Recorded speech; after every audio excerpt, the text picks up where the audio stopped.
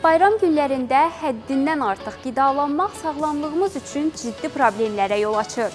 Rasionunuzda zülal, yağ, karbohidrat və lif baxımından balanslı qidalara yer ayırın.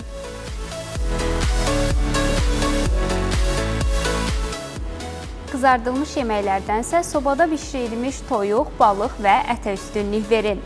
Salatlar həzmi sürətləndirir, aclıq hissini aradan qaldırır. Ona görə də gündəlik rasionunuza könül rahatlığı ilə əlavə edə bilərsiniz.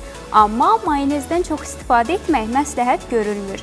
Onları qatıq və kefir əsaslı soslarla əvəzləmək daha məqsədə uyğundur. Novruz bayramı dedikdə yada düşən şəkərbura, paxlava və digər şirniyyatlar.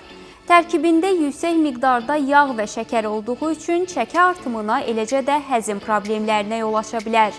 Buna görə də şirniyyatları daha sağlam seçimlərlə, məsələn, mövsümi meyvələrlə əvəzləyə bilərsiniz.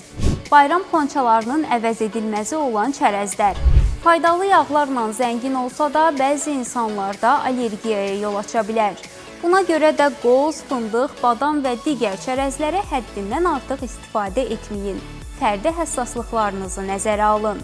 Və ən vacibi, bayramın sevinci ilə süfrənin bərəkətini doyunca hiss etmək üçün qidaları tələsik yox, zövq alaraq yeyin.